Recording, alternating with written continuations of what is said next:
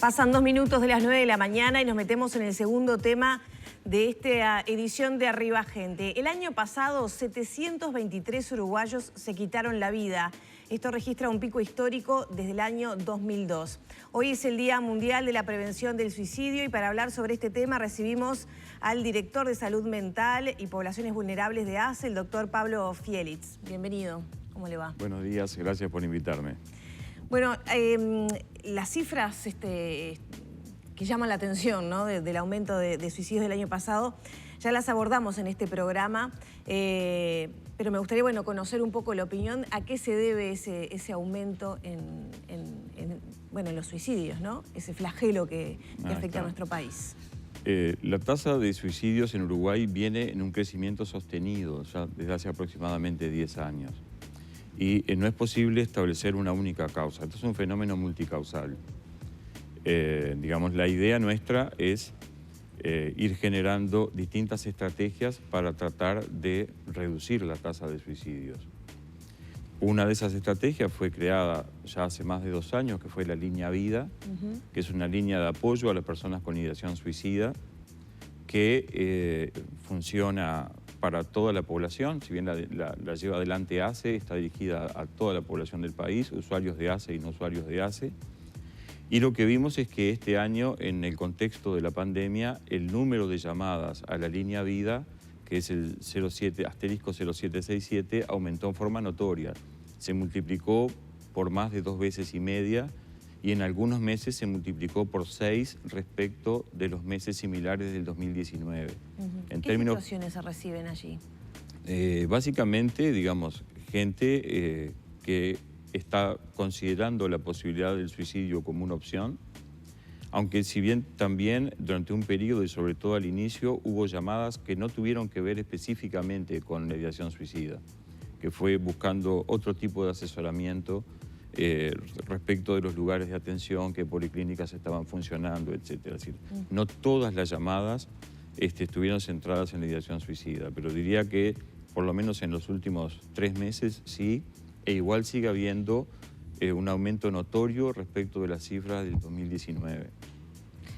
Un aumento notorio en las llamadas a la Línea Vida. Ahí está, pero ¿qué pasa con los suicidios consumados durante, no sé si hay cifras, ¿no? En lo que va del año con la emergencia sanitaria en el medio. Exacto, lo que nosotros hemos evaluado y pedido cifras para poder comparar periodos similares de 2019 y 2020 y, digamos, no ha registrado un aumento en la tasa de suicidios. En realidad está un poco descendido respecto al 2019 la cantidad de suicidios consumados.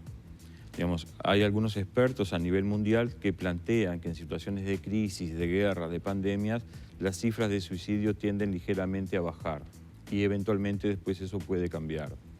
La estrategia nuestra es tratar de apuntalar todos aquellos dispositivos que nos puedan permitir la detección precoz de factores de riesgo y en ese sentido la idea es desarrollar capacitación para los médicos del primer nivel de atención y para los médicos de las emergencias, que son muchas veces quienes primer contacto toman con este tipo de población. Entonces, la idea es que estos colegas puedan detectar oportunamente factores de riesgo y poder derivar. Digamos, nosotros todavía estamos lejos de poder dar una respuesta integral a esto, por lo menos en ACE, y nuestro proyecto presupuestario incluye apuntalar todos aquellos dispositivos que nos permitan dar mejor respuesta. Fundamentalmente lo que son los equipos de salud mental de territorio, que son, digamos, el sostén de la asistencia en salud mental en el país para la población de ACE. Para ir por partes, esta capacitación a médicos, ¿cuándo va a comenzar? ¿Cuántos médicos va a abarcar? Seguramente esto lo vamos a iniciar el año próximo en función del nuevo presupuesto. Estamos conversando con distintos colegas que puedan llevar adelante esa capacitación. Así que yo pienso que antes de terminar la primera mitad de 2021, esa capacitación ya se va a haber hecho. Es decir, ha existido ya también antecedentes de capacitación en este sentido. Es decir, no es la primera vez que se va a hacer. De alguna forma nosotros queremos sobre todo apuntar a la detección precoz de factores de riesgo. ¿Cuáles son esos factores de riesgo? Bueno, por un lado, digamos, lo que tiene que ver con la manifestación de la persona, de no tener más voluntad de vivir, los cambios conductuales, digamos, hay algunos factores de riesgo que pueden facilitar la conducta suicida, como son el consumo de sustancias. Es decir, que cuando uno también interviene sobre ese tipo de problemática puede ayudar a mejorar las cifras. Digamos, por supuesto, los cuadros depresivos. Todos esos son factores que pueden precipitar, digamos, la ideación suicida. Y además hay otros factores de riesgo, por ejemplo, la coexistencia de enfermedades médicas severas, la presencia de dolor crónico, digamos, la condición de soledad de la persona, el desempleo, son muchos los factores de riesgo, pero sobre todo algunos que puedan ser detectados a nivel del primer nivel de atención para que la persona pueda ser evaluada y, si fuera necesario, inicie un tratamiento. Un tratamiento que qué condiciones tiene en la órbita de ACE, en esto que usted decía de la necesidad de reforzar el trabajo y los equipos. Yo creo que los tratamientos deben abarcar dos aspectos.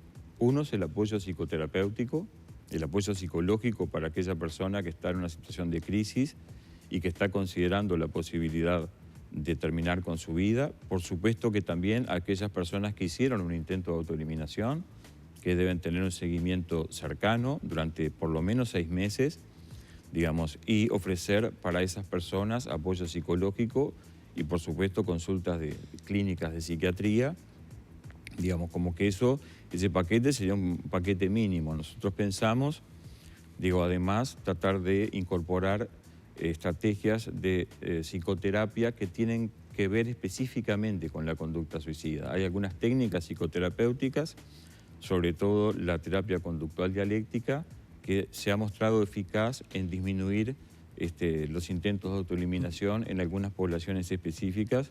Esa puede ser una alternativa que se trabaja en forma grupal. Además puede haber apoyo individual. Digamos, son muchas las opciones que podemos tener. Lo que de alguna forma nosotros estamos complicados porque hemos tenido una deserción importante de psiquiatras en lo que hace a los equipos de salud mental, y para nosotros es prioritario, y eso está plasmado en el proyecto de ley presupuestal, solucionar eso. Digamos, tenemos que recuperar gran parte de los psiquiatras que se nos han ido, aumentar las horas de asistencia para poder dar respuesta a las necesidades de la población. Ahora, doctor, hace cuestión de 2 días atrás mencionábamos sobre un estudio de la Universidad de Boston que se realizó entre el 31 de marzo y el 13 de abril con respecto a la salud mental de los estadounidenses, y hablaban de que había habido un fuerte aumento de los casos de depresión a causa del COVID-19. Es decir, lo veían haber reflejado varios meses después, inclusive diciendo que había sido un impacto mucho más fuerte que el del 11 de septiembre y que el huracán Katrina, en cuanto a la depresión que generó en la gente. Muy asociado a la depresión económica, muy asociado a los problemas económicos.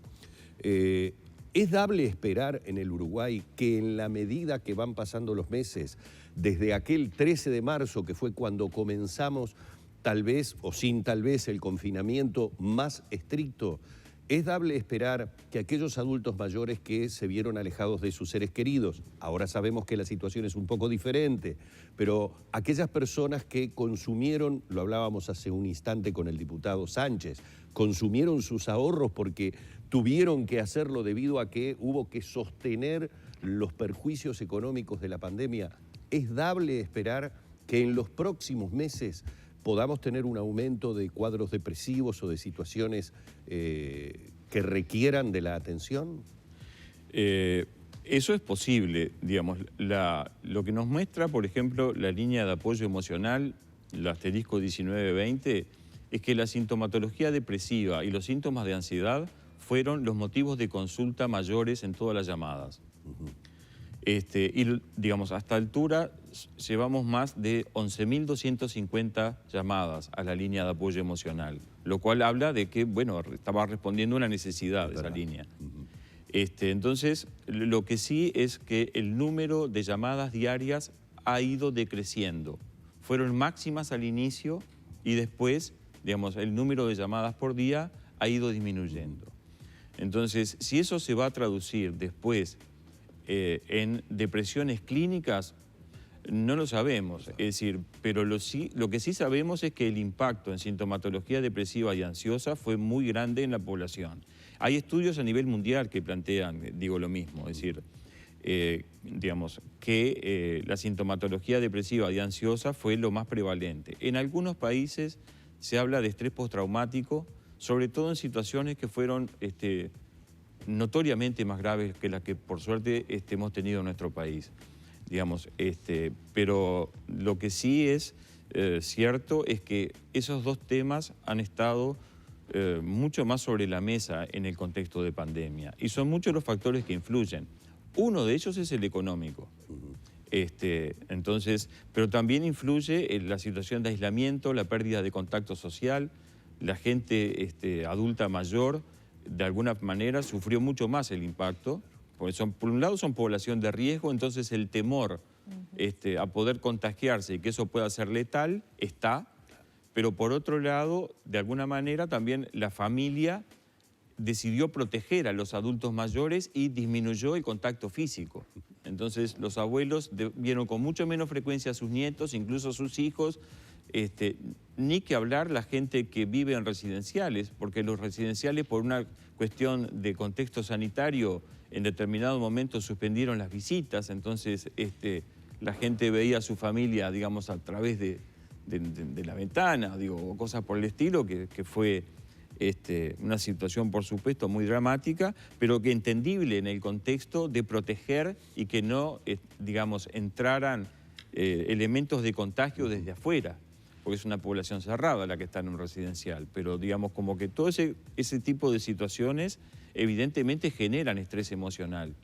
Ahora, si eso va a tener traducción en depresión clínica, no lo sabemos.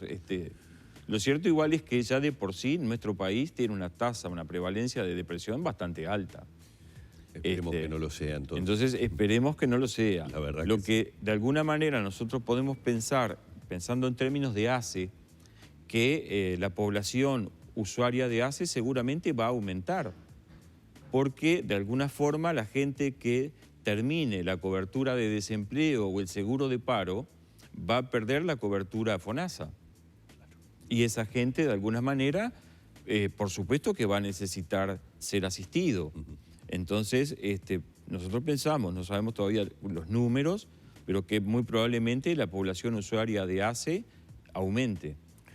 Doctor, muy amable, muchísimas gracias por estos minutos en la mañana de Arriba Gente. Gracias a ustedes por invitarme. No tenemos por delante una perspectiva muy alentadora, habrá que estar obviamente atentos. Hemos estado dialogando con el doctor Pablo Fielis, director de Salud Mental y Poblaciones Vulnerables de ACE.